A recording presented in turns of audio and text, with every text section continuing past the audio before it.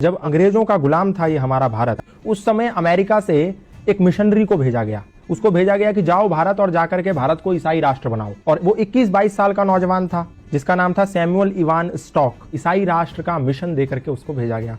वो भारत आया, भारत में शिमला गया, वहां पर उसने एक तरफ से लोगों को ईसाई बनाना प्रारंभ कर दिया। जब धीरे धीरे काम चलने लगा तो अचानक से हिमाचल में प्लेग की बीमारी फैल गई। जैसे आज कोरोना की बीमारी फैल गई, ठीक उसी प्रकार प्लेग की बीमारी भी छुआछूत की बीमारी थी। लोग अपने परिजनों को छोड़ छोड़ करके भागने लगे। जैसे घर में किसी को प्लेग हो गया तो घर में छोड़ करके चले गए। तो ऐसे ही जब देखा सैमुअल इवान स्टॉक ने कि जब ऐसी परिस्थिति पैदा हो गई कि लोग अपने परिजनों को छोड़ छोड़ करके भागने लगे, उस समय वहां पर एक समाज सेवी थे जिनका नाम था पंडित रूलियाराम। वो पंडित रूलियाराम निस्वार्थ भाव से ऐसे लावारिस पड़े लोगों की सेवा कर रहे थे। तो सैमुअल इवान स्टॉक ने देखा कि पंडित रूलियाराम एक खाट के पास हैं जहां पर एक वृद्ध आदमी को लेटा हुआ है और वो प्लेग के मारे तड़प रहा है और उसके गले में एक गिल्टी हो गई है जिसके मारे उसको तड़पन हो रही है।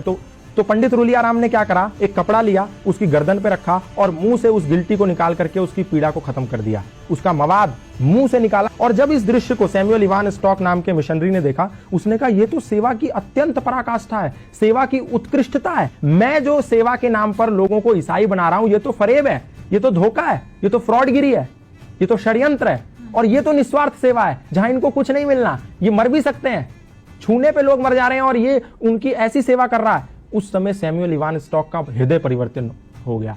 तो उनने पंडित रूलियाराम से कहा, सैमुअल इवान स्टॉक ने, कि ये क्या सिद्धांत है, कौन से ऐसे सिद्धांत हैं जिसके चलते आपके अंदर इतनी तन्मयता, इतनी तल्लीनता है लोगों की समाज की सेवा के प्रति। तो पंडित रूलियाराम ने कहा, ये सनातन धर्म के सार्वभौमिक सिद्धांत हैं जो हमें मानवतावाद का उपदेश देते हैं और मैं वही कर रहा हूं। संगच्छध्वम संवदध्वम संवो मनांसि जानताम सर्वे भवन्तु सुखिना सर्वे संतु निरामया के सिद्धांतों को पालन कर रहा हूं। तो सैमुअल इवान स्टॉक ने कहा, मैं भी ये सनातन धर्म के सिद्धांत जानना चाहता हूं।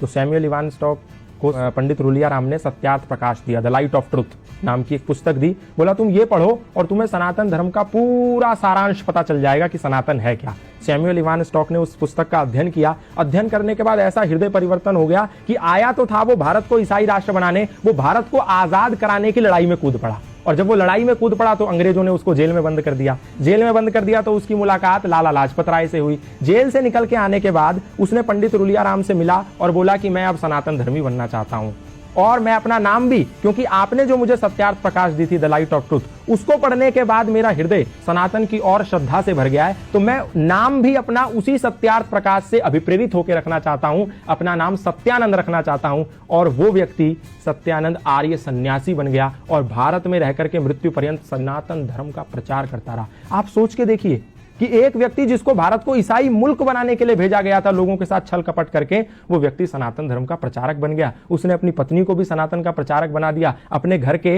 एक कोने में यज्ञशाला खोल दी। आज भी हिमाचल प्रदेश में जाएंगे तो वो यज्ञशाला विद्यमान है। वहां उपनिषदों के मंत्र उकेरे हुए हैं उस यज्ञशाला में। उसके घर में आज भी वो भगवत गीता के श्लोक लिखे हुए हैं। तो ये प्रमाण है कि सनातन को कभी ना उस समय, ना आज, ना आने वाले समय में कभी भी लोगों पर थोपा नहीं गया। ना तो तलवार के जोर पे, ना भय और लालच और षड्यंत्र के जोर पे। सनातन से लोग आए और प्रभावित हो गए। फादर कैमिल बुल के ईसाई मिशनरी थे, आए, रामायण से प्रभावित हो गए, सनातन धर्म का प्रचार करने लगे। बाहर से लूसी गेस्ट आई, सनातन धर्म से प्रभावित हो गई, भारत में गुरुकुल खोल दिया।